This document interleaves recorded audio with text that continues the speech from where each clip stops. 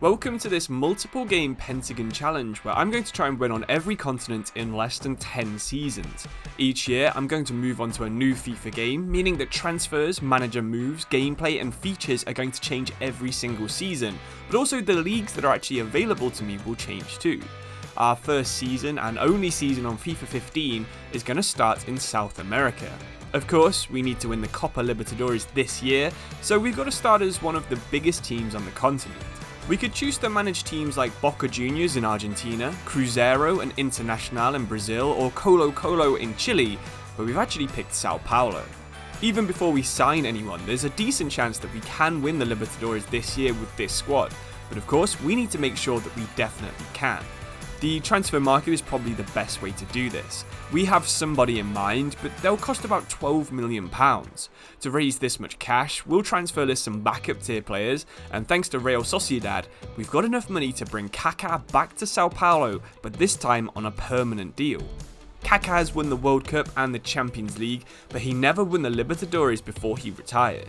He'll be joining Wesley and Ganso in midfield, and if you're old enough, those names might mean something to you.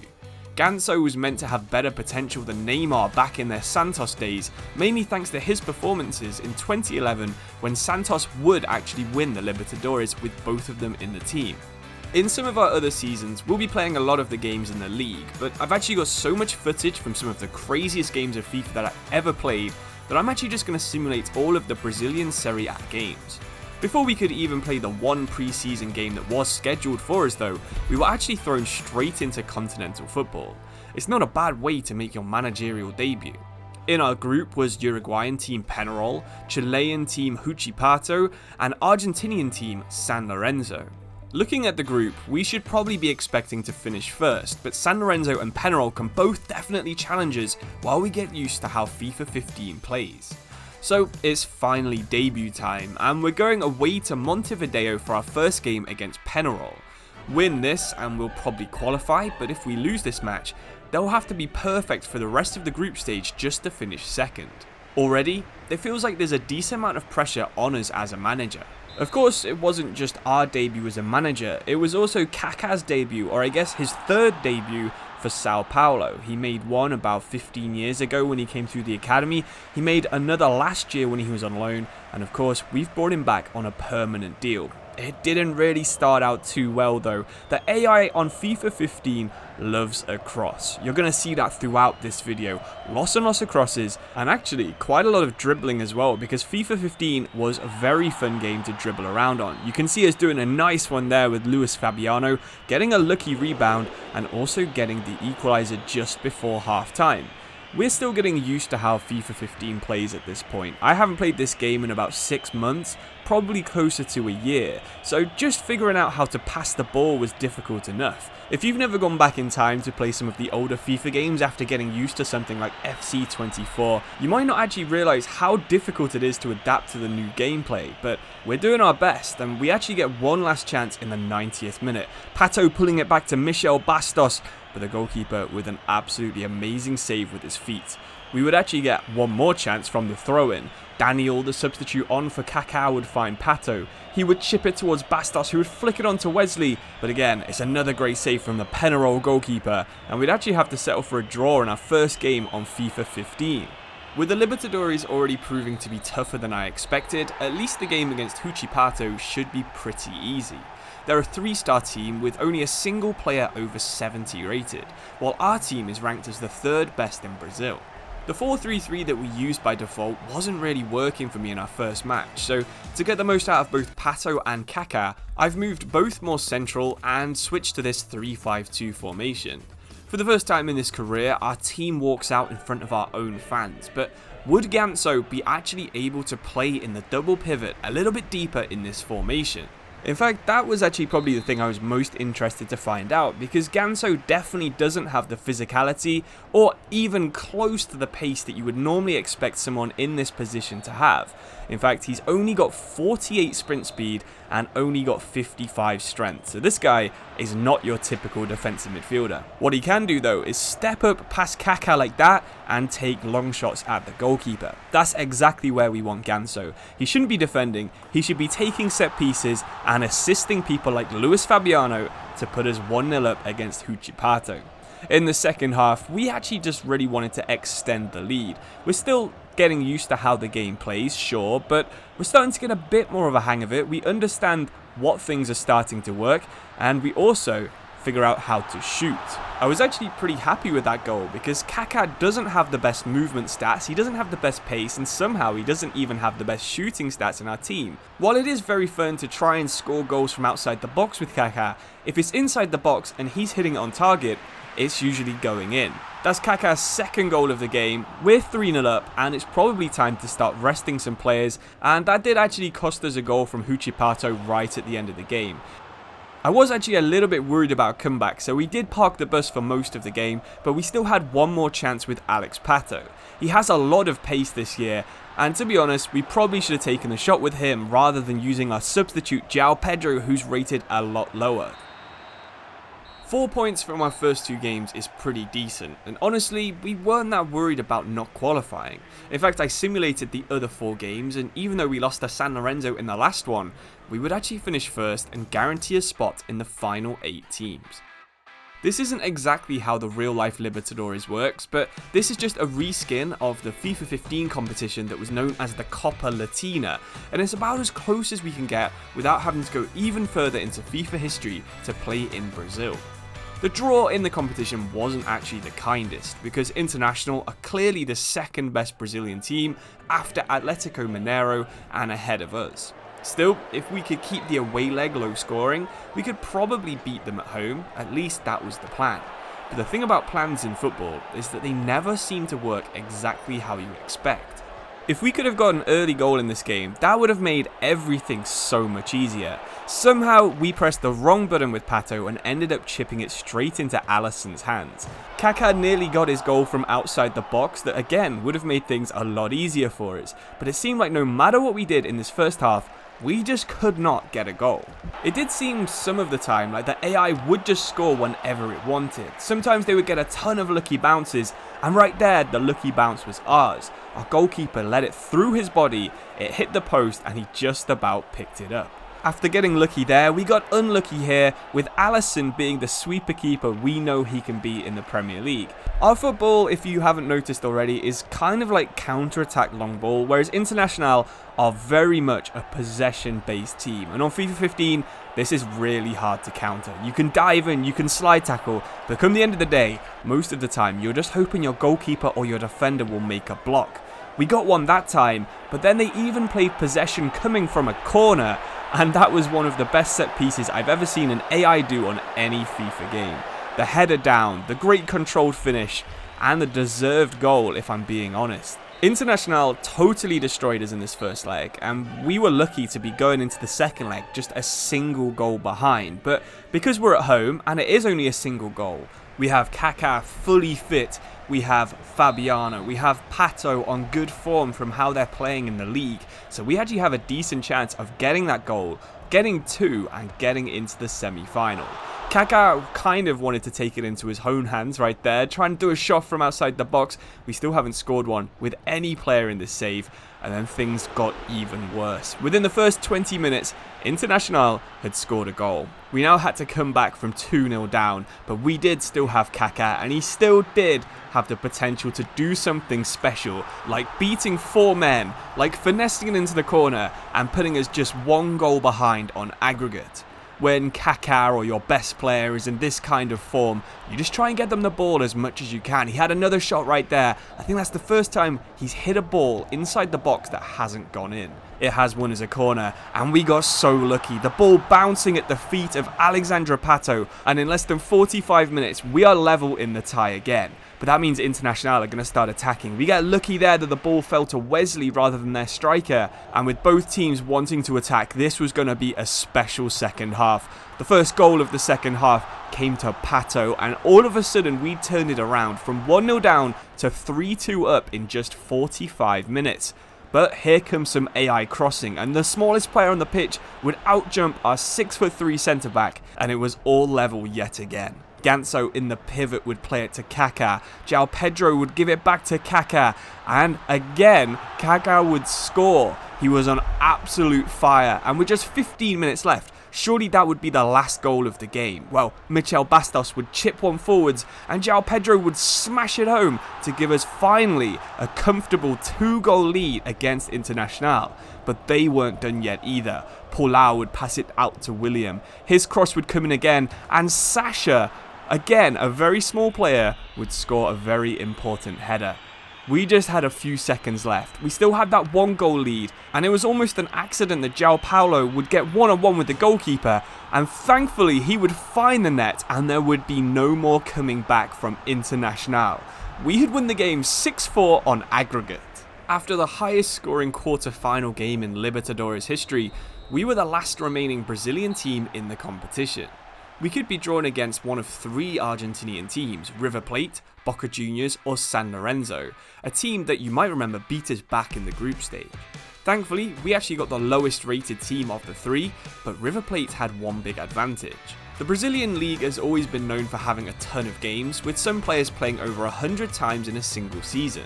This seems to have kind of been implemented in FIFA, because both of our games against Internacional and our first leg against River Plate had league matches just 2 days before them. This was actually such a problem that we had to make a team sheet that was just our reserves, just so that some of our better players could have a rest. We went on a bit of a bad streak in the league because of this, our reserves not quite being good enough to have a title challenge, but at least some of our good players actually now had fitness, even if Pato, Kaká and Fabiano would all be tired from minute 1 in this first leg against River Plate. While we had Kaká and we were hoping he would perform in the same way he did in the quarterfinals, River Plate had some pretty cool legends of their own. You might remember Javier Saviola, you might remember Leonardo Ponzio or Lucho Gonzalez. They were all important players for a River Plate side that actually wasn't that much worse than ours. The strategy we had against Internacional seemed to really work. Hold on in the away leg and try and win the home leg, but we didn't actually have to hold on because we were just so superior to River Plate in this first leg. Luis Fabiano would open the scoring after 36 minutes, a rare assist there for Alex Pato, but I suppose he doesn't score that many goals himself either. With 10 minutes to go until half time, we were just trying to push on and see if we could get the second goal. Kaká would be the playmaker playing through Pato, and you might remember the guy that did that tackle's name. Of course, he's Eder Alvarez Balanta, one of the biggest wonderkids in FIFA and Football Manager history that amounted to absolutely nothing in the years since FIFA 15. It was good news that he was gone because he was the highest rated centre back in the entire squad and they didn't even replace him with a substitute. We really should have made it 2-0 just there, and a couple of rebounds fell but not quite where we wanted them, so going into half time we would settle for the 1-goal lead. I don't know what happened at half time though, because River Plate came out and played like they had 12 men, not 10. They were absolutely all over us and they knew how to score. If it wasn't crosses going into the box, it was fast one-touch passing. They would hit the post. We just could not get this ball away. When we had the ball, it would bounce off our shins back to them, and they would equalise just 10 minutes after half time. I wouldn't be lying to say that we actually were the team holding on for the rest of the match. 70 minutes gone, we safely get the ball and make a huge blunder. It was just constantly things like this. It seemed like every bounce was going in River Plate's favour, although we did probably get lucky that that wasn't given as a penalty with that big off-the-ball collision. Still, it was constant threats and we were getting lucky that we weren't going behind into the second leg. It's not the first time that a team's played better after losing a man, but I was surprised how much better River Plate really were after losing Balanta. We got one last attack, they gave away a silly free kick, our cross came in, but it summed up our attack after we scored the goal. We couldn't do anything right and we drew the match. We have a massive semi-final second leg, so of course the Brazilian FA decides to schedule a game against Curitiba literally the day before it. We do the same as always, the reserves play in that match, and finally, they actually won a game. But can we do the same the day after? It's going to be tough because our team is still crazy tired, even though they didn't play in that game, while River Plate are going into this match fully fresh. I don't know if it is an actual feature in FIFA 15, but there does seem to be a massive variation between home and away fixtures. You can tell we're at home right there because Pato takes the ball down perfectly and does one of those slide tackle finishes that I think FIFA 15 is quite well known for. When we're at home, we can play some pretty decent football. When we're away, it seems like we have to resort to playing long ball. but the AI doesn't feel the same way. River Plate with some really nice football and an even better finish. I can't even be mad about that because that was just a really nice goal to concede. Of course though, that does give us about half a match to try and get ahead, try and get that win, and River Plate know exactly how to spam crosses. Thankfully, we deal with that one, and at half time, things are going to be 0-0.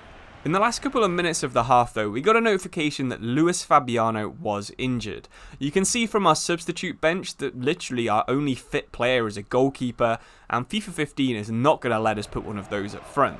We're going to have to play on with an injured player. Hopefully he can still kick the ball, and hopefully he wouldn't be out if we did qualify for the final. It was actually Fabiano that played through Pato right there, and Pato, in another game where finesse shots actually worked, probably would have put us 1-0 up.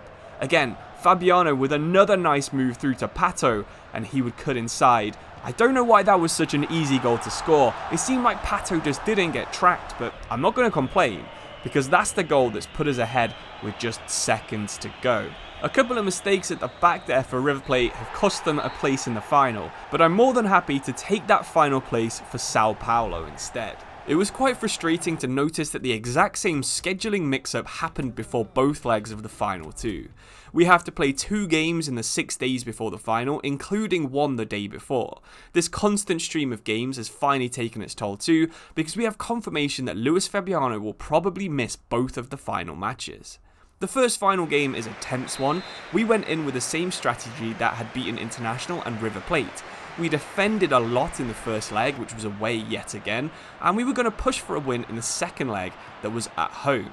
The thing is though, we knew San Lorenzo were a difficult team to play against. Martin Cortaruccio was the competition top scorer with 10 goals, and he'd actually scored 3 against us in the group stage matches. We were actually resting Luis Fabiano because he had that knock in the previous game, and his replacement, João Pedro, would then go on to get injured as well. I've never had an injury crisis anything like this, but it's what happens when you have to keep playing players that have absolutely no fitness.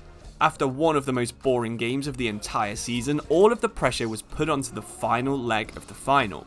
We were at home and we'd rested every single good player, but Fabiano had actually recovered way faster than the medics had predicted, so he would be starting the final match despite having a slight injury risk. I was actually so happy when we got the email saying that we could play Luis Fabiano. He isn't actually that important for our squad, he hasn't got much pace, his finishing isn't that good, but somehow he is our top scorer in this competition. Between Pato, Kaká and Fabiano, we knew we had 3 men that could make a difference in this final. However, we also saw that the referee already had made a strange decision right there. We got fouled, they got a free kick. However, he didn't get this decision wrong. That is an absolutely horrific tackle right there from San Lorenzo. He goes straight through the back of Pato. He is never getting the ball. He is just trying to injure our best striker. They knew exactly what they were doing right there. However, we know fully how hard FIFA 15 can be when you play against 10 men, and now we've got to do it for 60 minutes of this match. What we need is someone to make a difference. Maybe Kaká right here. Absolutely Kaká right here. What a finish that is. He finally gets that goal from outside the box, and we go 1-0 up in the Copa Libertadores final. Again, Kaká playing it to Fabiano, and maybe he's a little bit injured still because he tried to do the exact same thing. If we could have scored 2 of those before half-time, I would have felt comfortable. But at 1-0, even though San Lorenzo haven't had a single shot in the first half, I am still a little bit nervous about how this game is going to end up. Wesley would find Pato, and he would calm my nerves a little bit. A really nice finish from Alex Pato, and our 2 highest rated players showing up when it matters the most in the final. Just like Kaká, Pato hasn't actually ever won the Libertadores. He's won 2 Sudamericanas, which is the Europa League version of the Libertadores, but I don't think anyone who's watching this video could actually dispute that he has been a massive part in what is looking like it could be Sao Paulo's first Libertadores title since 2006. In fact, Pato would get on the ball and he would kill the game off by winning a foul, giving Kaká one last shot. There was no Hollywood last-minute winner from a free kick needed there. We're 2-0 up, and we're pretty much happy for the game just to see itself out as the referee does confirm that we have won the first leg of our Pentagon challenge. We still have 4 more to go. Let me know what teams you think I should use in the comments below. I haven't made too many videos in advance, so if I see a comment that's got a lot of likes, then there is a decent chance that I will use that team for that part of the Pentagon challenge. Up next is going to be FIFA 16, where I'm going to be either in North America or in Europe, so make sure you subscribe if you want to watch that. Leave your team suggestions in the comments below. Here's the league table if you're interested in how that ended up. We actually came 3rd, but all we really needed to do was win the Libertadores, and thankfully that was Kaká holding it above his head right there. We've got a reputation for being a good manager at rebuilding and also winning trophies, so both Mexican Club America and also the MLS's newest team, NYCFC, are both interested in picking us up. It doesn't take too long to actually figure out which team we want to pick. While Quintero and Peralta could be a fun combination, it does not compete with Lampard and Pirlo playing in midfield. It's not just Lampard and Pirlo that make NYCFC interesting. We've also got Iraola, Angelino and David Villa, who all had solid careers in Europe. Even though that this is New York City FC's first season in the MLS, they do still have a good chance of winning it. Like I said before, there's no Champions League in North America, but this pre-season tournament does feature some Mexican teams. I guess that means it's about as close as we can actually get to an official Champions League inside FIFA, so of course we had to play it. This goal by David Villa in the semi-final was probably the best goal we scored in the entire pre-season, and it set us up to play a final match against Puebla. We scraped a win on penalties in that match too, and of course the North American All-Stars trophy isn't one that Pirlo or Lampard really care about, but it's nice to have a bit of silverware before the season even starts, and hopefully we'll see the same players doing the same thing in the MLS final too. It was actually useful to learn how to play FIFA 16 before starting the season. We're going to actually have to play pretty well because the MLS on FIFA 16 had a ton of people who would go on to be FIFA legends. Sprinkled throughout the 2 conferences, you can find Didier Drogba, Robbie Keane, Steven Gerrard, Kaká, Nigel de Jong, Giovanni Dos Santos and Clint Dempsey all here. And that means that the Sounders and the Galaxy are clear favourites, but any one of 20 teams could go on to win the MLS. With our pre-season successfully finished, we actually got thrown into a huge game against Orlando. Almost every team in this league has one superstar, and Orlando's is Kaká, who of course was part of our Libertadores winning team back on FIFA 15. So let's hope that he isn't also doing a Pentagon challenge and he isn't going to go on to lift the MLS this season. Even though we are only about 10 minutes into our first game of the season, you can already tell that FIFA 16 was a lot more fun to play than FIFA 15. It's annoying we missed that shot right there, but I suppose Kaká missed one for them in the first 10 minutes, and Lampard didn't miss his chance when it fell to him inside the box. My favourite thing about this squad is how much better the good players feel compared to some of the worst ones. At centre back we have a couple of 60 rated players, and these guys can't run, they can't pass, they can't dribble, they can't really do anything other than defend. Meanwhile Lampard, Pirlo, David Villa and Iraola are all absolutely so fun to use. So we got a win in our first game of the season. In our second game of the season we played Sporting Kansas City and got our first loss. This made me realise how tough the MLS actually was in this season. As I said before, almost every single team has a superstar. We're not the only team that has good players this year. We've actually already come across a few of them, Kaká and Drogba so far, but we've won 2, drawn 1 and lost 1, putting us in a decent position inside the playoff spots, but still we have only played 4 games. When I first realised that NYCFC had this squad, this is the kind of position that I was happy to have Pirlo from. 27 yards out, a free kick, it's only ending up in one place. The top corner, Andrea Pirlo, one of my favourite players of all time, doing exactly what Andrea Pirlo did in real life. I really appreciate that you're sticking with me through some of these early season games, but it's all very important to learn our squad and try and figure out if we can actually win the playoffs this year. Almost every one of these games involved some kind of tactical change. In this one we had Iraola playing centre midfielder and he would burst through into the box and score a goal. That was actually very harshly given as an own goal. If we look at the replay, it just touches the foot of the defender there for Philadelphia, Steven Vittoria, and Iraola unfortunately still hasn't scored a goal in the MLS. So we've actually played a fair amount of games now in the MLS, but this next one is one of the biggest this season. Not only is it the first ever New York City derby, but the Red Bulls are just a few points behind us and could actually end up dragging us out of the playoff positions. that would be a disaster because we'd be forced to play a second season in the MLS, but the next season would be on FIFA 17. We gave up an early chance against the Red Bull, an amazing block, an amazing save, and finally we would clear the ball. What a start to the game New York Red Bulls were having, but then we've got David Villa at front. He just bullied their defender through one-on-one. He's always going to finesse that into the corner. We have the lead in the New York City derby.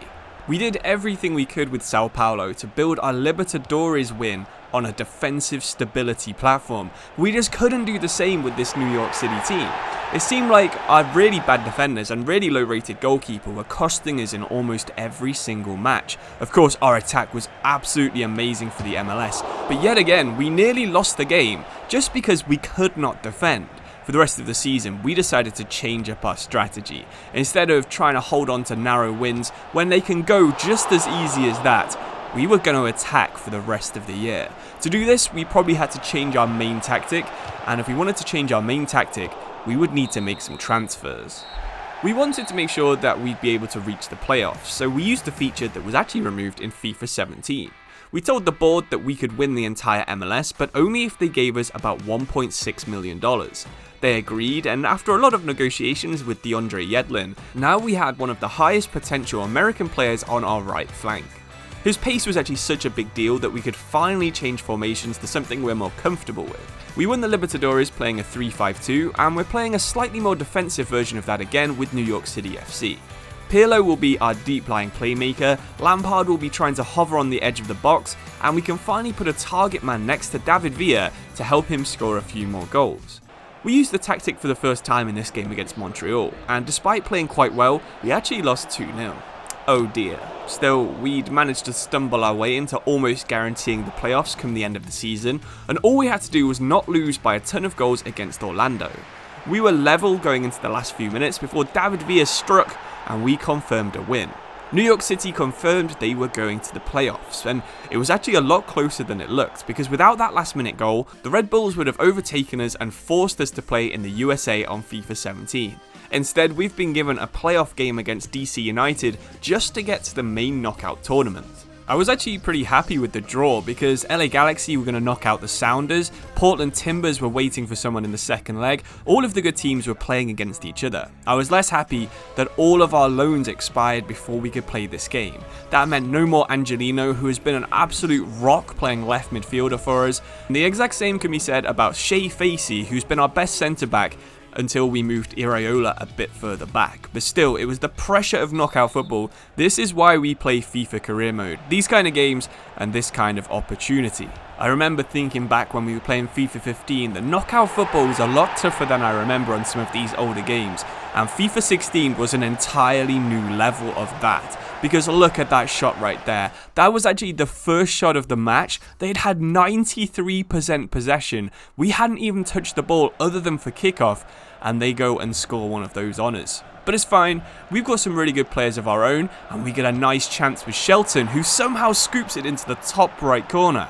We're back in the game, and hopefully back into the playoffs. In fact, the AI starts making a few mistakes, and we made a mistake of our own. We probably could have played Shelton through there with David Villa. Instead, we went for the spectacular goal. The AI did another AI type thing here. With just 15 minutes to go, they managed to wrestle the ball free and volley it in from the edge of the box. Only their second shot of the game, but we can finally get on the ball ourselves. Pirlo has scored so many goals in important times for Italy and Juventus, and it was too tight of an angle for him to actually do anything with that one. We've only got 5 minutes left. This could be the end of our FIFA 16 adventure until Calais outjumps the goalkeeper. This is the guy that we replaced Angelino with, the first time he's played any minutes for us because Angelino left the club, and he outjumps the goalkeeper from a cross. It looks like this one's going to extra time, and of course, that is not good news when you have a bunch of really old players. Pirlo has basically no stamina. This is him fully sprinting, but he can still make chances. He gives it to Mullins, and he was so close to playing through David Villa. Our players are even more tired now, just seconds to go. Lampard and Pirlo still trying to dominate possession, and they do, and I can't even describe how that felt to score that goal. What a hit from Frank Lampard. Long shots on some of these older older FIFA games just feels so good. And what an assist it was from Pirlo as well. There's nothing the goalkeeper's doing about that one. Even though they tried to cheat a spot and knock us out of the tournament, Frank Lampard scoring that goal. I mean, I don't usually put this many replays in my videos, but that was one of my favourite moments of any career mode that I have played on this channel.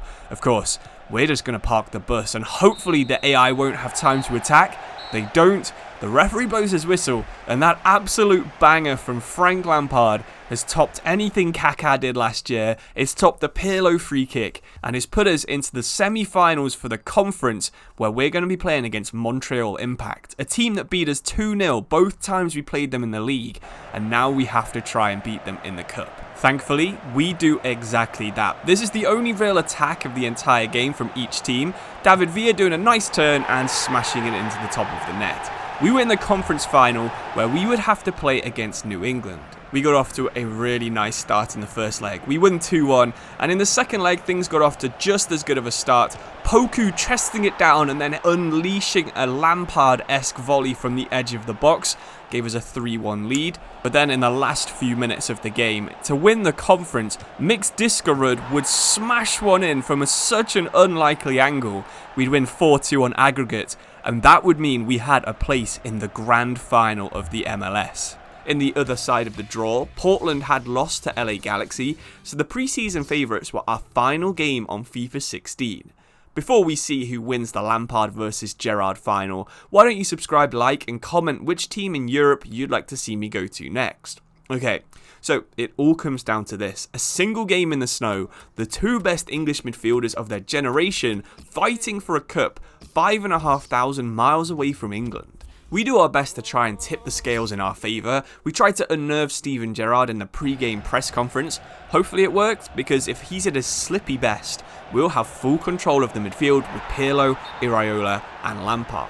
This was by far the toughest game that I played in the entire career mode save. We actually nearly got off to the perfect start there, but Shelton's goal unfortunately was wiped off for offside. LA Galaxy were attacking like absolute madmen. They were throwing almost everyone forward, but still somehow leaving barely any gaps on their defence. Lampard would bobble a ball through to Shelton, and we were having to long ball it to David Villa and take speculative pot shots like that from the edge of the box. It was the only way we could unleash any kind of attack onto the LA Galaxy's defence. Lampard absolutely wiped out Gerrard halfway through the first half. Got a yellow card for it, but I think it was more than deserved. If we could injure Gerrard, the chances of us winning this game went up by an absolute ton.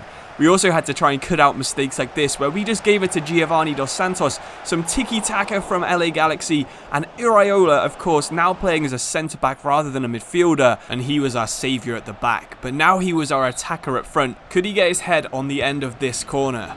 He actually does get his head on it, and it takes an amazing save to keep the ball out the back of the net. You can already tell this is one of those games where a really good player is going to do something really good, like that ball from Gerrard and that finish there from Zardes. If it was the other way round and Gerrard was hitting that, you would imagine we probably would have gone behind right there. Shelton would play it through to David Villa, and we would finally score a goal. 1-0 up, until this one also gets disallowed. We're putting in such a good performance, but that was so marginally close. VAR getting it right on this occasion.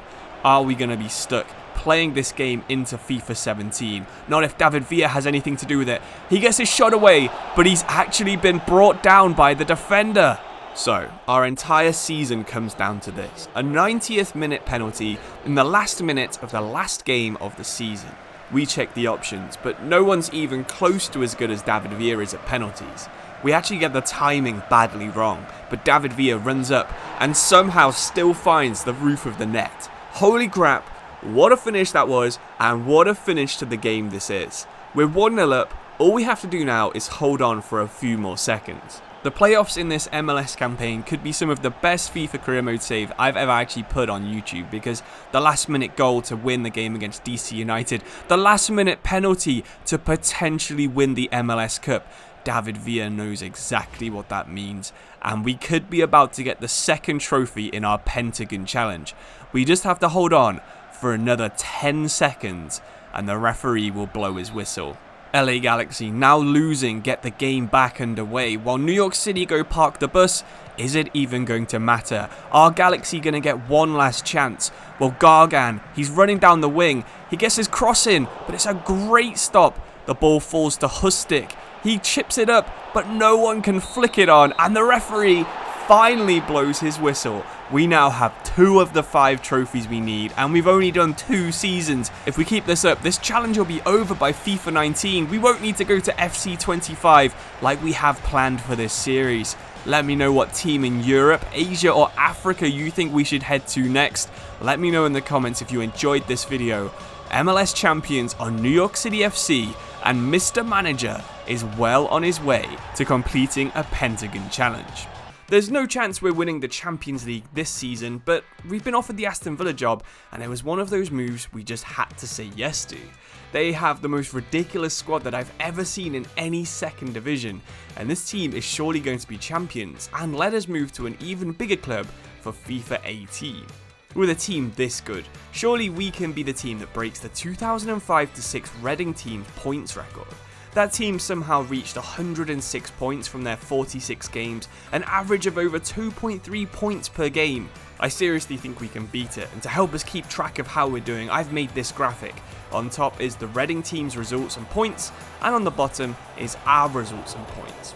This Aston Villa team was actually in massive danger of being declared bankrupt, so I'm also going to ignore the £25 million budget that we begin with, and I'm going to try and keep our spending to under £5 million of profit and loss. This means that cheap deals like this loan for Joe Gomez, who's going to play as fullback in our harder games, are going to be crucial for us to improve. We'll also sign this young centre midfielder from League 2. He's called Ollie Watkins, although I'm thinking his stats maybe do make a little bit more sense for him to play as a striker. We actually played Ollie Watkins in most of our pre-season games, and he legitimately outperformed Mile Jedinak, so despite being about 15 overall lower than the rest of our squad, we actually put Watkins straight into the first team for our first league match. Our first league game of the season was actually away at Hillsborough. This Sheffield Wednesday team are nothing special. They'll probably be around the playoffs come the end of the season, but we're not too worried about them. Reading actually started their record-breaking season off with a loss, so this is a really good chance to get ahead of them and start chasing down those points. We're not actually playing too badly in this first match, but it seems like no matter what we do, Rudy Gestede, Gabi Agbonlahor or Libor Kozak just cannot score goals. We actually miss a penalty, we make a ton of chances, we get into some really good positions, but this anxiety actually spreads across into our second game of the season as well. Sheffield Wednesday and Rotherham should be 2 easy wins, but somehow we miss a ton of chances and come out with 2 0-0 draws. We're already behind Reading, and even worse, we're actually in the bottom half of the table. Our third game of the season is against Huddersfield, and they would actually go on to win the playoffs this season in real life, but finally, Rudy gets through, and Rudy Gestede scores a goal. Micah Richards and Jura Sakore are borderline cheat codes in the championship, and their pace and strength make them unbeatable, so finally we get our first win in our third game. The only way is up from here, and we actually finish August with wins against Derby and Bristol, but we actually get some pretty big news just before deadline day.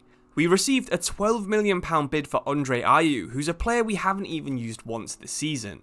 We also see that Ross McCormack is back in the squad after his injury, so let's give him a strike partnership to end our goal drought. Danny Ings joined Villa in 2021, but today we're signing him in 2016. He's had a pretty bad time in his first season at Liverpool, but surely he has the quality to hit at least 25 goals this season in the Championship. Ings goes straight into our squad for a game against league leaders Nottingham Forest. We've got 3 wins and 2 draws so far, 11 points, which is actually more than the 10 points Reading were on after the same amount of games. This match against Nottingham Forest is going to be very important. Hopefully, now Danny Ings is in the squad, our goal scoring issues are fully behind us and we can start to go on a run and climb the table, maybe eventually overtake Nottingham Forest. Well, Danny Ings played the ball through to Ross McCormack for the first goal, and it was such a good assist. Having Ross in the team's one thing, but having Ings behind him is even better. These two are 2 of my favourite championship strikers of all time, and they play just as good on FIFA as they did in real life. This time it was McCormack who was the playmaker and Ings who was through on goal, but he could only hit the crossbar and McCormack couldn't quite volley in the rebound, but we were absolutely on fire in this game. Ings again getting on the ball, passing it through to McCormack, and another top finish from the Scottish international striker. Forget Forest being first in the table, we were absolutely gunning for that position. I think I said that Ings could score about 25 goals this season. Well, McCormack's just as capable if we can keep him fit for the rest of the year. Ings got a hat-trick of assists right there, and finally, Jack Grealish scores his first championship goal with Mr. Manager as the manager. It's a nice scooped finish over Vlad Stojkovic. I think it's fair to say that on his debut, Danny Ings is the one person that deserves to be man of the match. 3 assists, even though the game only gave him 2. We stopped Forest even having a shot on target. The entire team starting to perform, even Ollie Watkins. But we're going to need this form to continue because we've got some tough games. First up against Brentford, which we win 2-1. Next up was against Ipswich, which we win 1-0. And then it's a big game against Newcastle. If we can beat Newcastle in our next game, we can actually go top of the league, and hopefully we can just run away once we're in that position. It's a lot of pressure, and Newcastle are probably the only team with a squad anywhere near ours, but a win here would be absolutely huge. From our 2 seasons on FIFA 15 and 16, we've been successful having a very defensive-based formation, but even for this huge game, we're keeping the 4-2-4. We can't break up this front 4 of Adama, Grealish, Ings and McCormack because they just create so many chances, even against teams like this. It was a great chip ball there from Ings, and really McCormack could have found the top corner to give us a deserved lead going into half-time, but we haven't actually really talked about our defence that much in this save, because Okore and Micah Richards is just so good against championship defenders. Having fast defenders, strong defenders has always been massive on FIFA, of course. Tall, strong defenders make mistakes like that because they can't get their body across, they can't push people off the ball, and that's the kind of advantage that we have. We can get another advantage right now if we take advantage of this penalty situation. I don't know if there's a strategy to scoring these, but if there is, I don't know what it is, because that's yet another penalty miss for Aston Villa. I'm sure it won't be the last one in this video either. We got half an hour to go. We've also got Grealish playing through Danny Ings. What a position to be in, and that is not the right choice when it comes to the finish. We're going to have probably 1 or 2 more attacks left in this game, so when Westwood finds Grealish in the box, he was the man that could take his chance. McCormack couldn't do it, Ings couldn't do it, but Jack Grealish, the hometown academy boy, is the one that puts us first place in the championship table. It's only his 2nd goal of the season, but both of those goals have been so important to putting Aston Villa in first place. The referee blows his whistle, confirms that we have got the win. But the thing is, we actually go on a bit of a bad run. We lose to both Preston and Wolves, which puts us from being ahead of Reading to falling a little bit behind them. However, in the next 5 games, we catch up again and we're just 1 point behind where Reading were going into a game against Leeds. We've actually only got 2 matches left before the January transfer window. This one against Leeds and then a slightly easier one coming up against Burton Albion. But really, if we want to complete this challenge, we need to win both of them. Of course, we're going straight for the win, and it was pretty good news that just after half an hour, Jack Grealish would get taken down. But by now, you probably already know how good I am at penalties on this game. It's yet another penalty saved by Leeds, and that means we're going to need to struggle and try and get a goal in a different way. We nearly get Danny Ings in there. With a slide tackle finish, he could have easily chipped that over the goalkeeper, but couldn't quite make the ball. Danny Ings would get another chance inside the box, and it would be yet another great save from Rob Green. Surely Rob Green's the current man of the match. Well, Danny Ings could be now, because what a flick header that is in off the corner. I really loved playing with Danny Ings, and really, I've really loved playing FIFA 17. It's a lot better than FIFA 16, it's a lot better than FIFA 15, and in my opinion, it's some of the best gameplay that FIFA ever released. Anyway, we concede, and the AI is very ruthless on legendary difficulty. If you give them 1 chance, they're going to score it. We now have a striker up front that's missed a lot of chances for us, but in the 90th minute, we have a player who missed a lot of chances finally scoring a goal. We brought him on for Ross McCormack against his former team, and Libor Kozak does what McCormack couldn't, and scores past Rob Green. Thankfully, the game pretty much ends straight after the goal, and we confirm that win. We absolutely dominated Leeds there. They only had 2 shots in the entire game, but really, we're going into this game against Burton Albion fully expecting to keep them from having a single shot on target. That's how confident I am in this team. You can see how confident the team is as well, because Ross McCormack scores after 32 minutes. A really nice tidy finish there past the Burton Albion goalkeeper. A few minutes later, Ross McCormack beats their defensive line as well. Terrible defending there from Burton, and that makes it 2-0 just before half-time. I think we get one more chance before half-time. Adama Traore, he does a weird finish there where he stops to kick the ball, but somehow it works. He does the Antonio celebration, and we're 3-0 up before half-time. Nothing really happens in the second half, but Burton Albion do score a goal with their first chance. I'm so desperate to get one of those wins where we actually stop the AI from having a single shot on target. I can feel that it's coming, but we haven't managed to do it just yet. We're now into the January transfer window, and our players are growing so much, I don't think we actually do need to sign anyone. Jack Grealish, a 21-year-old 77 rated player getting a bid for $5.5 million, felt a little bit insulting there from Celta Vigo. I think we'd need closer to $30 million to sell him at this point in the season, especially with a game against one of Jack Grealish's least favourite teams, Wolves, coming up next. Big derby this one. It might not be the biggest derby each team has. I think Wolves hate West Brom more, and I know Aston Villa like Birmingham even less than Wolves, but it's still a big game, especially with so many academy players. But I absolutely love that block by someone who didn't come through our academy, Jordan Amavi, preventing a goal with a spectacular goal line clearance. Danny Ings would be on the attack, and he would play a pretty bad ball to McCormack, but it would still somehow find him. And that was our first chance of the game. We've seen him score so many goals like that where he just scoops it into the top corner this season.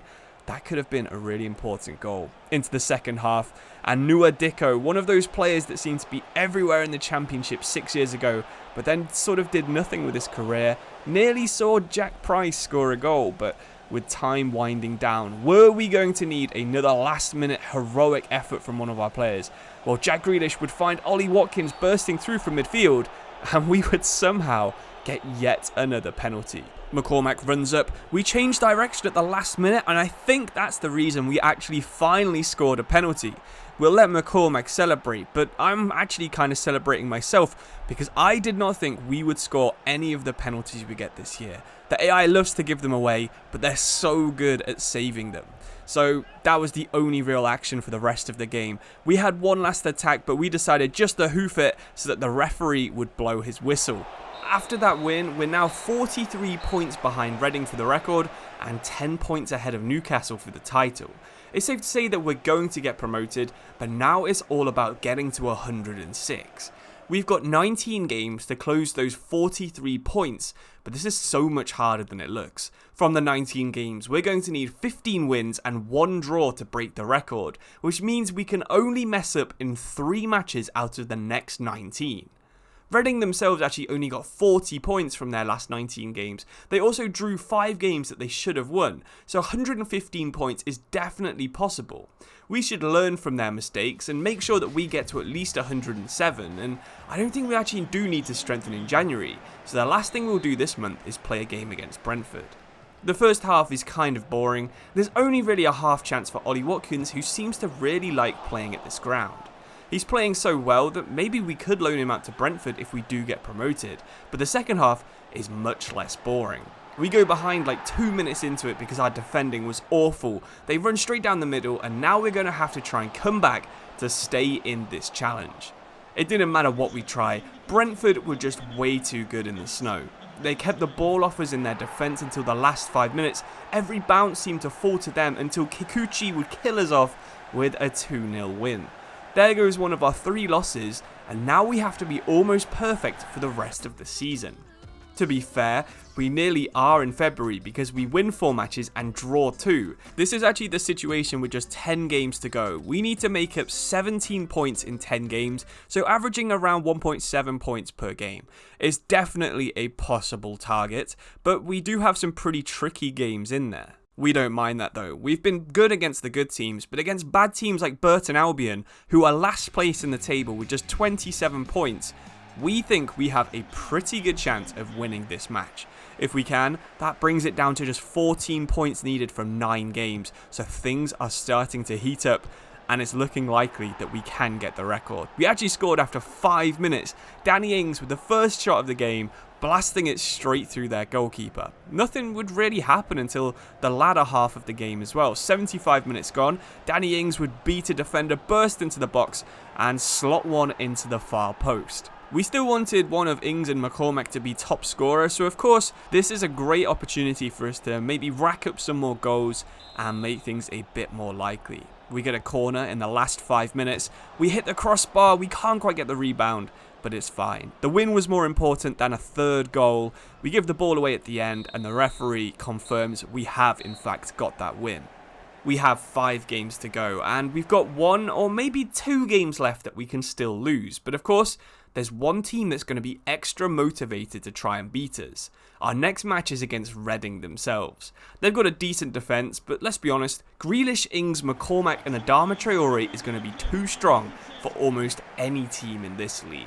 You might have noticed that our points per game has in fact dropped over the past couple of matches, and that's just because we played some of the tougher teams that were also fighting for the playoffs. We know that if we win this match, we need 8 points from the last 4 games to break that record that Reading have. It did feel like they had extra motivation in this match because they were defending really well. Even though they were making a few blunders like that one, we couldn't actually force them to pay for their mistakes.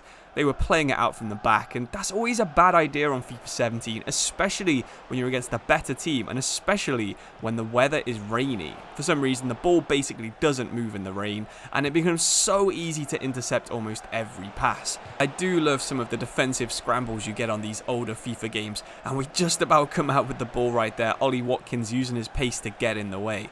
But like we said at the start, Reading were extra determined to try and stop us from winning.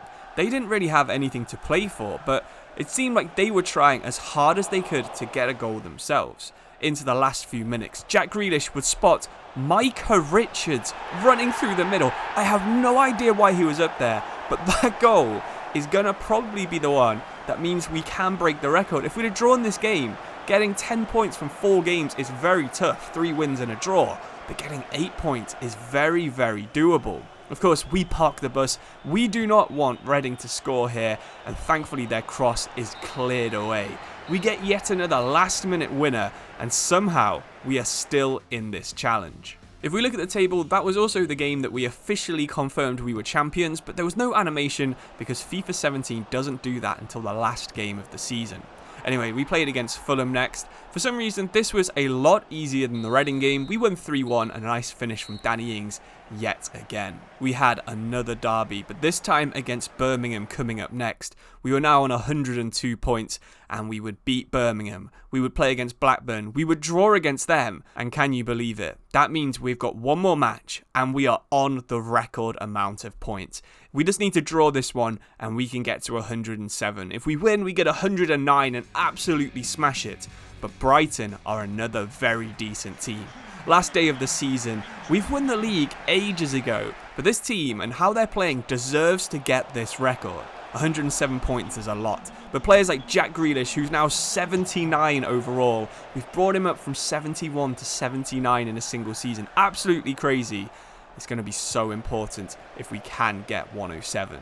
Bruno Salto is one of those championship legends when he was at Brighton, and his cross means we are now back down to 106 points.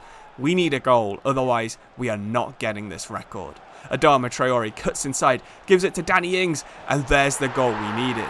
Back up to 107 points. Can we get one more goal? Can we get to 109? We scored so many big goals late on in games on FIFA 16 and FIFA 15. Is it about time that we do the same on FIFA 17? Well, here comes Adama Traore, and yet again, can you believe it? Liam Rosinya gives away another penalty. Not a red card this time, but Adama Traore's cross was going off the other side of the pitch. He brings him down, and McCormack knows how to score penalties. We did the change side thing that worked last time, but it's a great save from the Brighton goalkeeper. Still, we get a corner. Can Okore score? No, he can't. And we had someone following it in at the back post. We've now only got seconds to try and get to 109, but we're going to finish on 107 points. We're champions, we're in the Premier League, and we have officially broken that record. It's a shame we couldn't get to 109, but by winning the championship, we're going to get some insane job offers for FIFA 18. Let me know what team you would head to. We've got offers from Ajax, Liverpool, Manchester United, loads of teams want us, and we might even just stay at Aston Villa. Let me know what you would do. Here's the final table confirming we got 107, Newcastle in second place, 15 points behind us, back on 92. Just 3 losses all season. This was so fun. I love FIFA 17 and hopefully you enjoyed this video too. Thanks for watching. Really do appreciate it. Cheers and goodbye. Now that we've lifted the Copa Libertadores on FIFA 15 and the MLS on FIFA 16, we've grabbed 2 of the 5 trophies I need to win this Pentagon challenge. Last year we won promotion with Villa from the Championship and we've decided to move to a different club. It was a close contest, but Liverpool have actually picked us to replace Jurgen Klopp, and this is the team that we're inheriting. This is back when Salah was still an 83 overall, Coutinho was our best player, and we had centre-back options of Matip, Lovren, Sarko and Klavan. It's not the best squad, but it's one that we need to take if we want to win the Champions League either this season or next. Not only are Liverpool a potential Champions League winning team, but if we can improve Salah enough, we actually have a chance to tick off the African part of our Pentagon. Egypt have already qualified for the World Cup in 2018, and FIFA 18 has an entire dedicated mode to the Russian World Cup. It's not actually the worst squad either. El Neni, Salah, Hegazi and Trezeguet all had Prem experience, and while it's unlikely we win the tournament, we've got a decent chance of actually getting quite far. Anyway, let's forget about the World Cup because it's nearly an entire year away. Let's see how we can get on with Liverpool. The draw isn't too kind with us in the Champions League. We'll be playing against Klopp, who's decided to go back to Dortmund, Nice and Barcelona. We actually also got drawn against Klopp and Dortmund in the pre-season tournament too, so let's plan some signings and see how we compare in that pre-season game. Honestly, it was a really even game and that makes me not so confident for the Champions League. This season is partially about trying to set up a proper Champions League campaign for FIFA 19, but I'd still expect us to reach at least the quarterfinals with this team. Anyway, let's look at some transfers, and we actually get some huge offers for players that I'm more than happy to accept. One of our best playmakers is going to Spain. It's not Coutinho this time, instead it's Firmino heading to Atletico Madrid for £45 million. We somehow also get £26 million for Sturridge and £6 million for Klavan, which gives us about £100 million to try and improve this team. We use £41 million signing Virgil van Dijk, I mean, how could we not sign him, and also realised that we could sign our FIFA 17 legend Jack Grealish for about £7 million. I'm sure he'll become a top tier backup to both Coutinho and Mane on the left wing. Finally, we had enough money for a big move. We needed someone that could fill the striker spot now that Firmino had gone, so why not use the majority of our budget on someone that was linked to Liverpool back in 2018. Welcome to Liverpool, Mr. Antoine Griezmann. And what a signing he could be. We'll find out exactly how good he is because he's going straight into the first team for the first match of the season. I already know I'll get some interesting comments about this transfer. Sure, it's not the most realistic thing in the world, but there was legitimate interest from Liverpool in Antoine Griezmann back in 2018. With the amount of money we earned from selling Firmino, it seemed like a realistic enough transfer. I'm very happy with the signings of Van Dijk, and I think Griezmann could be the signing that really does let us win the league. I mean, look at this, in his debut, flicking it up and on the volley. That would have been an absolutely outrageous goal from the new signing. There's no one better at being a false nine and also running in behind, and Griezmann proved exactly why we signed him. 60 minutes into his debut, Griezmann scores for Liverpool. He was such a fun signing, and one I'm very glad we made. Let's hope that all of our transfers work as well as Griezmann has, but if you haven't guessed, this episode of the series isn't actually about playing in Europe at all. It's all about Africa. We actually only chose Liverpool to make sure we got some top job offers inside career mode, and thanks to FIFA 18 having the most international teams of any FIFA game, we did indeed get the one that we mentioned earlier. We're the new manager of the Pharaohs, and as we said, Egypt have already qualified for the World Cup in Russia. We did okay for the rest of the domestic season, but really, we just wanted to be playing in that World Cup. We're going to be in the same group as the hosts, Russia, alongside Uruguay and Saudi Arabia. First place in this group might be quite tough, but there's no reason we can't grab second and eventually go quite deep into the knockout rounds. The first game was probably the hardest of the group, with Uruguay still having Suarez, Cavani, Godin and Muslera, and the only players from our team that would get into theirs is probably Salah and El Neni. It's really tempting to try and rely on Salah, but we're going to try and not rely on him too much. But he absolutely needs to perform if we're going to get out of this group. There's a couple of other players in this team that I've never used before, but I was really happy with how Hassan was playing. He had that early chance there, and then he actually won the ball back, chipped inside, and scored the opening goal of the tournament for Egypt right there. That was such a nice goal. He did it all himself. He didn't need any help from Salah, El Neni, or any of our other wingers. It was actually really good to see, but less good was our defending for that. Luis Suarez doing what Luis Suarez likes to do, running in behind and just slotting it straight past our goalkeeper. For the rest of the match, we had some decent chances. That header there could have gone in if it was someone better, before finally we get Salah on the run. He cuts inside, and he totally misses the target. That is not what you expect from 2018 Mohamed Salah. Cavani set up a decent chance, but what defending that was from Hegazi to chip that off the line. It's pure class and makes up for the bad defending earlier. Salah has also been pretty bad in this game, but we had one last chance in stoppage time. Similar situation, but this time he hit the post. I couldn't believe it. Our 88 rated player, and we missed 2 golden opportunities. Drawing the first game meant that we had to be extra sure we'd go on to win the second. Russia are always one of those weird teams on FIFA games. I'm not sure if they're just overrated, but they always seem to have lots of high rated players and do really well inside career mode tournaments. Was Smolov in 2018 really a higher rated player than Fernando Torres, and was he as good as Memphis Depay and Marcus Rashford were that season? Well, clearly EA thinks so, because he's 81 rated. Let's hope that player ratings really don't mean that much, and in FIFA, they tend not to. I mean, is Salah really playing like an 88 rated player in this tournament so far for us? I wouldn't say that he is. Still, Russia got out of the blocks pretty damn fast. They nearly scored in the first 10 minutes, but I guess El Neni's shot right there could have also found the back of the net. It was actually a lot more of an even match than I was expecting, although Russia could always pull something like that out the back. There's the man Smolov we were talking about earlier, and maybe his rating was fully deserved because that was such a good finish. It was kind of out of nowhere as well, just one pass, a good touch, and then a finesse perfectly into the top corner. Nothing El Hadri could do about that. We really needed the good Salah to show up, and it looked like he might finally have done it until Vasin Ignacevic got in the way of his shot. Still, we won a corner, and from the corner, we found the equaliser. Hassan scoring yet again. This guy is actually playing a lot better than Salah despite being so much lower rated. In the second half, probably you would say Russia should have scored that. Alan Zagoev missing a pretty easy chance, but with 10 minutes to go, we just hit one with Salah, and what a finish that was.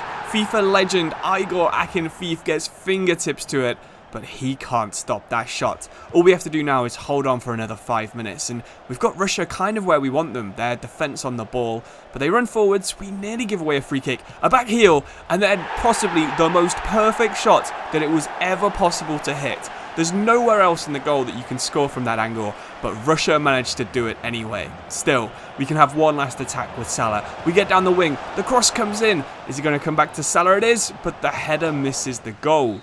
These 2 draws have actually put us in a pretty awful position. We 100% have to win this final game against Saudi Arabia if we want to qualify. Saudi Arabia have the Hausawi brothers, but barely anyone else worth mentioning. 2018 was a long time ago, so you might have forgotten that in the real tournament, Egypt actually lost this game, as well as the other 2, and ended the group in last place with 0 points. For this challenge, we're going to have to hope that 5 points is enough to qualify, and surely if we can win this game, it would be good enough. Like we said before though, Saudi Arabia are just straight up not a good team back in 2018. They're not so good in 2024 either, but they don't have someone like Mohamed Salah or like Luis Suarez like Uruguay had. We are absolutely the favourites, and we get off to a pretty decent start, forcing them to clear the ball off the line from a corner, but they hit the post as well, so there's clearly still some threat in the team, even though they're not that highly rated. They're good at passing the ball around the edge of the box, and you can see them trying to do it right there. Good interception from Hegazi before he gives the ball away, but nothing comes from that one. Hegazi's at the other end of the pitch as well. It's a good effort, but doesn't quite find the back of the net, and that's probably the best chance we've had since the El Mohammadi header back in the first half. But finally, we find Salah running. He dodges one tackle that would have been a penalty, cuts inside, and that's the kind of finish we want from Mohamed Salah. Hopefully the results are going our way in the other match, because if they are, that cut inside dribble from Salah that ended up in a goal could be the goal that sees us go through to the group stages. Anyway, we can't count any chickens just yet. We've seen that Saudi Arabia can hit our post, and they get such a good chance right there, but Al Abed wastes it horrifically. If that's on target, that's just straight up a goal. There's no way our goalkeeper's saving that one. Anyway, the referee blows his whistle, confirms we have the win, and we're about to find out if Egypt have got out of the group stage for the first time since 1934. Nearly 100 years ago has Salah done it. So thanks to the results in the Uruguay game going our way, we are actually fully confirmed as a knockout round team. Surely we can't actually go all the way on our first attempt and win the final, right? Well, Spain are the first team standing in our way, and while they aren't at their peak, they're still way better than we are. Iniesta, Busquets, De Gea, David Silva, Ramos and Piqué are all over 85 rated. So Salah really needs to stop misfiring and finally be the talisman that can help us win a game against a tough opponent. Of course, there's no debate that when you get a free kick in that position, your star man has to take it and has to shoot in FIFA. Fortunately, it didn't work out for us, and of course, as you'd expect, Spain were by far the better team. They were dodging tackles, they were passing the ball around like it was prime 2010 Spain. Sergi Roberto though, unfortunately for them, not quite as good as Xavi. Even though we were massively outclassed, we were still making some chances, even though our first good one actually came in the 56th minute. And I have to say, my heart nearly stopped as the rebound went just a couple of inches above David Silva's head. It looked like we were holding on till at least extra time, but we had one last chance in normal time. Salah would play the ball across, surely this would be a goal. No, it's not even a shot on target. That is a terrible mistake, and you can see why he's holding his head in his hands, because that would have been absolutely the winning goal if he could have done it. Instead, Spain survive into extra time, and they score what could be the winning goal. David Silva on his weak foot going near post, and we're 1-0 down, and we have just 17 minutes to try and get an equaliser. Spain pretty much kept the ball for the rest of the game, as you would expect. A big possession-based team, but El Neni's clearance could be flicked on by one of our 4 players. Of course it was. Piqué didn't have the pace he used to, and we have Salah open. We pull it across to him, and there is the equaliser. If you can't tell, I didn't trust anyone else on the pitch to do that shot. It was such an easy one, an open goal. But with Hassan missing chances like he is, El Neni wouldn't have had the pace to get there. Thank God that Salah was on the pitch. We had one last chance from a corner, but Spain would win the ball, the ref would blow the whistle, and that meant one thing. It was going to be a penalty shootout. Our stats were so much worse than Spain. Even someone like Sergio Ramos would be one of our best penalty takers, and he's not even a top 5 player for Spain. Anyway, if you've watched any of this mega career other than this episode, you'll know how bad I am at scoring penalties. So let's hope that we can score at least 4 and get a win from this. And it didn't look like that was going to be the case. Spain just had to score this penalty. Piqué would be the man stepping up, the captain, but El Hadari would get down to save it. That was great. If Salah could score his, we were going to take them to sudden death. That's exactly what happened. Spain would score their first sudden death penalty, and the experienced El Mohammadi would have his saved by the 91 rated David De Gea. That would be it. Egypt were out of the World Cup, and our dream of closing off the African part of this challenge is unfortunately dead as well. We can still have one more go in the next World Cup in 2022. We've still got to conquer Asia and Europe before then anyway, so subscribe so you don't miss them, and I'll see you soon. Cheers and goodbye. I'm trying to win a tournament on every continent, and today we're taking over Ajax with the goal to see if we can win the Champions League. It's going to be a long shot, and some of you might be expecting to see me managing Liverpool, but look at this team. How could we say no to moving to Amsterdam? In fact, it's so good that I think we should try a second challenge at the same time. I think that this team is good enough to go invincible in the Eredivisie. In this season in real life, Ajax lost 4 games to PSV, Feyenoord, Heracles and AZ Alkmaar, but I think we're good enough at FIFA 19 to go unbeaten all season on legendary difficulty. Our Champions League group is tough though, so I'm not expecting to go unbeaten here. FC Bayern are at their total peak, Benfica have some future world-class players, and AEK Athens can still hurt us. The good thing is though that thanks to selling Frenkie de Jong to Barcelona, we actually have enough budget to do basically whatever we want. There's only one player that we want to sign though. We have a weak spot up front, so let's bring home a former player. The last time they played for us was in 2003. They're old, but I think it's safe to say they're still gold.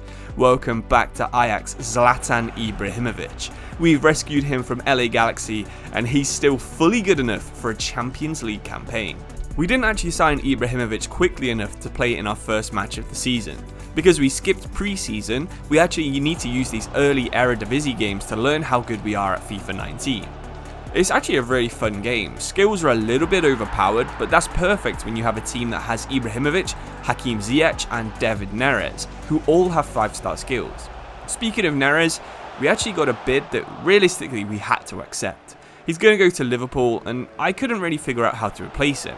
We'll save some of the money for January, but I thought moves for Ian Robben, Ryan Babel, Alero Elia and Herving Lozano would all probably be a bit too unrealistic for this save.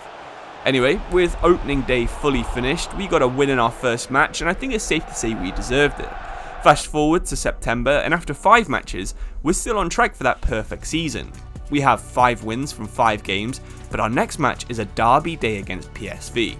Their team isn't as good as ours, their stadium isn't as good as ours, and we finally got a fit Ibrahimovic making his debut. Everything about this game is leaning heavily in our favour. As you probably saw in the first game, we're not going to be playing some kind of total football tiki-taka style of play. Instead, we're going to be going for the most efficient route to the goal, which sometimes includes Ibrahimovic doing a kick-up and then smashing it past the goalkeeper. I mean, if he can consistently do that throughout the season, then I'm going to be very happy. But he even went on a bit of a skill run, beat 2 players, and again, Ibrahimovic with an absolutely crazy goal. This is why we signed him. The 5-star skills, the 6'5", the amazing finishing. Can he get his hat-trick? He can. Outside the boot Trivela shot.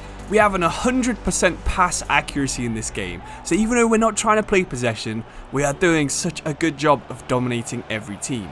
Ibrahimovic really should have got a 4th goal as well, but unfortunately he couldn't quite do it. We'll take the 3-0 win against a rival though every day of the week. I'll be honest, both the games that we've played in the Eredivisie were so easy that I think I'll just simulate the rest of the season. We might play a few rivalry games here and there, but the rest of this video is going to be focusing on the Champions League. Speaking of the Champions League, after Ibrahimovic's masterclass against PSV, we finally start our Champions League campaign. Just like in the Eredivisie, we get an easy start. We're starting off with a game against AEK Athens. When you're in a team with Bayern Munich and Benfica, you know the game against AEK Athens is probably your best chance of getting a win, especially when you've got an 85 rated Ibrahimovic up front, and he actually opened the scoring after just 15 minutes. He can still do it in the Champions League, and we've proved that he can still do it in the Dutch League as well. Football should thank us for bringing Ibrahimovic back to Europe, so he's not wasting his time in the MLS, because we've already proven that even a really old Lampard can dominate that league. Anyway, we pretty much shut down Athens. Any attack they had, someone like Mazraoui would be there. Even when we brought on Huntelaar, we were still making decent chances. But 1-0, probably less than we would have wanted. But we will always take the 3 points, even if it is just a 1-0 win. Our second game couldn't be much different from AEK Athens. This is the Champions League winning Bayern Munich team, except they've replaced James Rodriguez with Marcus Rashford, and Rodriguez is now on the bench. If you've ever played against Rashford on FIFA 19, you'll know that this is really not good news for our Ajax defence. Let's hope that we can somehow stop him, and see how we get on in our second game. We actually had to stop him pretty early on, and we couldn't. He just absolutely blitzed past the defence and smashed one in the top corner. That's exactly what Marcus Rashford used to do on some of these older FIFA games. We get a decent chance with Ibrahimovic hitting the crossbar, but the rebound didn't fall to any of the 4 or 5 players that Ajax had put into the box. We try and do a skill run there with Ibrahimovic. It didn't quite work as well as it did in the Eredivisie, and that was such a good interception there from Alphonso Davies. This was the hardest match we've played by far. Lewandowski playing through Marcus Rashford, and this time, thankfully, Daley Blind was there to intercept the ball, but every time Rashford got on the ball, it was pure danger. We had Labyad as our attacking midfielder now, and it was actually kind of against the run of play early in the second half that we would get the equaliser. So the game's actually set up pretty well here. We could either take the draw and try and defend, or we could go for the win and keep attacking. Of course, we're Ajax. We have a good attack and a pretty poor defense, so we're going to keep going for the goals. And Labiad nearly got a second one there just 10 minutes after his first one. But we decide to sub him off with Ibrahimovic about 5 minutes later. Ibrahimovic hasn't really done too well in his first real test against a top tier team. And you've seen Marcus Rashford has already. So when he got into the box, we already knew what was about to happen. That's it, 2-1 to Bayern Munich. And it's looking kind of unlikely we're going to come back from that one. Especially now we've taken off some of our better players. But still, Tagliafico is going to keep getting forwards. Tadic is going to get the ball in the box. Can he turn? He can't. Can he give it to Ziyech? He can. And can Ziyech score? He can't again. So Neuer with a good save, but Ajax aren't done just yet. We've got time for one more chance. Magalan puts it into the box. Huntelaar brings it across, but we can't get on the end of the good pullback there from Huntelaar. So we're going to lose this match, all because Marcus Rashford was way too good for us. But thankfully for Ajax and for me personally, Marcus Rashford doesn't play in the Dutch league. So we are still on track to go unbeaten in the Eredivisie. It's going to take a lot of luck, to be fair, because we are simulating the majority of these games, but we beat AZ Alkmaar, we beat Heerenveen, we'd go on to beat our rivals Feyenoord 3-0, we'd beat Willem II 4-0, Excelsior 2-0, and we would actually be unbeaten after 13 games with 13 wins. But I think we can still improve. So let's finally spend that De Jong and Neres money we got back in July. If we look at our squad, it's quite obvious the two areas we need a player. We need a centre midfielder and we need a left winger. I drew up a short list of players, but annoyingly, way too many of them weren't actually signable. I was actually excited to see how well we could develop Edson Alvarez this season, or if we could rebuild Jack Wilshere's career in my midfield, but really, the choice was between Benacer and Elena. The Barcelona and Cruyff links make me want Elena, but yet again, he's technically only just joined Barcelona. That means Benacer it is. He's 73 overall, but we can force training on him for a few months, and we'll easily get him to about a 77, maybe even a 78 by the end of the year. Thorgan Hazard was another easy choice too. He's exactly what we need. He fits in at attacking midfield, left wing and right wing. Anyway, we're still unbeaten at the Eredivisie, so let's get back to the Champions League. How typical is it that we would have to be drawn against the club we said we were going to manage on FIFA 19, Liverpool? Their team is still ridiculous. Griezmann is someone that we signed and he's actually their false 9. They have FIFA legend Florenzi at right back and they now have a 90 rated Virgil van Dijk at the back. This is going to be so much harder than even the Bayern Munich game. To make things even harder, Hakim Ziyech, probably our best player, wasn't even allowed to play in this match. He got too many yellow cards in the group stage, so he's going to be missing such an important round of 16 game. But this Liverpool team was actually insane. Virgil van Dijk, as you would expect, a total rock. Griezmann, the playmaker, and he actually set up the first chance there in the first 15 minutes. But I've said it 100 times already in this video, our team was pretty good. I think the ball did actually cross the line there, but the referee decided it was a foul instead. Fair enough, we did kind of headbutt the goalkeeper. But Liverpool are as ruthless as you would probably expect. Naby Keita with an absolute banger from outside the box. Ibrahimovic hasn't been that good in the Champions League so far, but he went on a bit of a skill run that nearly resulted in a goal just after half time, but really, we were lacking quite a lot in this game. We were making alright chances, but we just didn't make the right decision when it mattered at the end of the play. For example, this one, De Ligt getting the ball on the edge of the box. Why are we shooting with our centre-back when we had wingers in pretty decent positions? We made the right choice here though, and Dolberg found Tadic, but it was just a great save that from Alisson. So we lost the first leg 1-0, but maybe that isn't the worst thing in the world. This whole mega career, we've had the same philosophy. Keep the first leg pretty close and absolutely go for it in the second leg. We had to do it this time because, of course, we are behind, and Hakim Ziyech returns to the team. Were we going to go to Anfield and cause an upset and get into the quarterfinals of the Champions League? Well, Ibrahimovic looked like he was up for this one. He got a decent chance in the first 10 minutes. Unfortunately, he didn't quite have the finish. He was involved in our next highlight as well, with Liverpool trying to pass the ball out, but our press being too good, and Ibrahimovic's shot just being inches from that far post.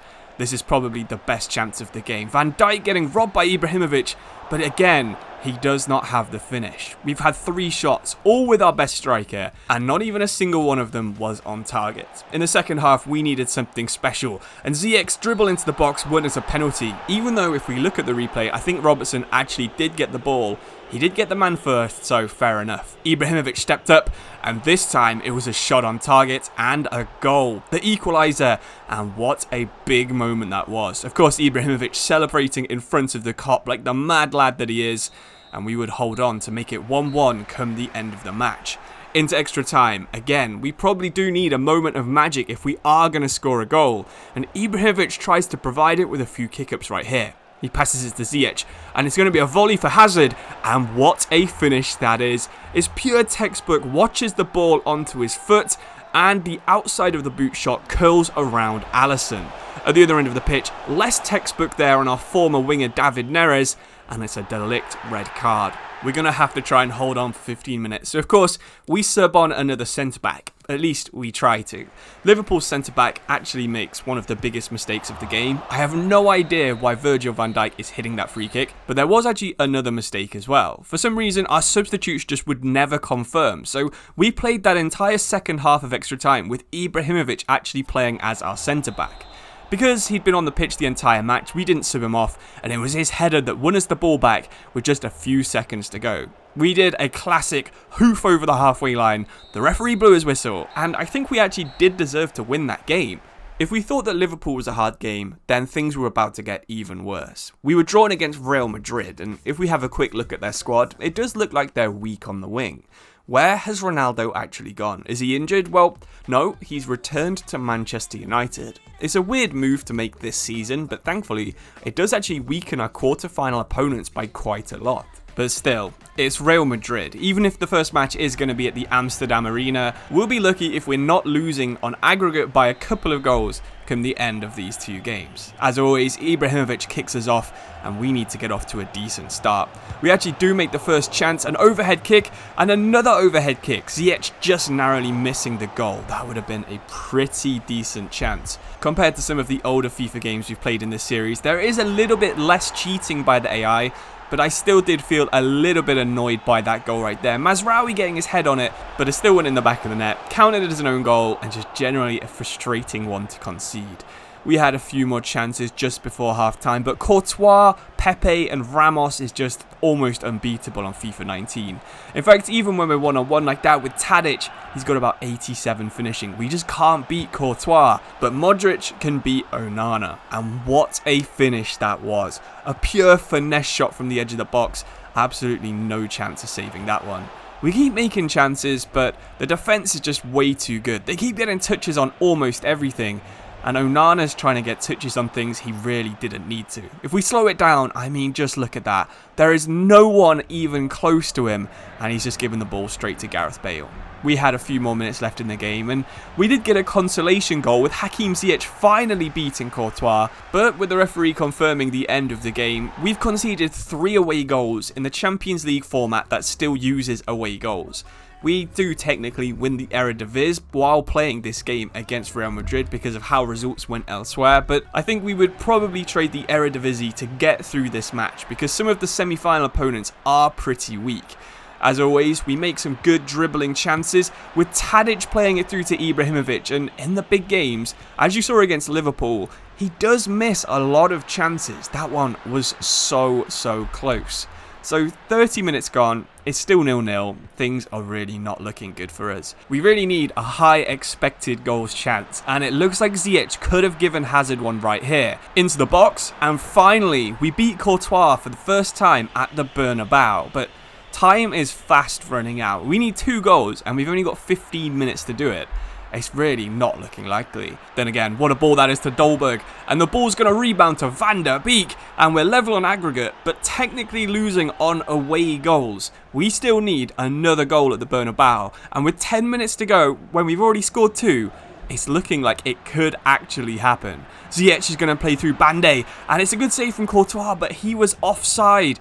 5 minutes later, finally, Dolberg breaks the defensive line and Ramos doesn't have enough pace to get back. He slots it in the corner with 1 minute to go. What a finish that is from the academy boy, Kasper Dolberg. We hit another one to try and waste time, and the referee blows his whistle, confirming somehow we beat Madrid at the Bernabeu and we're through.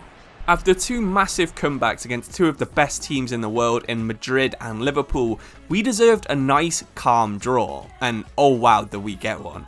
We had Barcelona, Atletico, Bayern Munich and PSG all in the quarterfinals, but somehow in the semi-finals, we get drawn against Lokomotiv Moscow.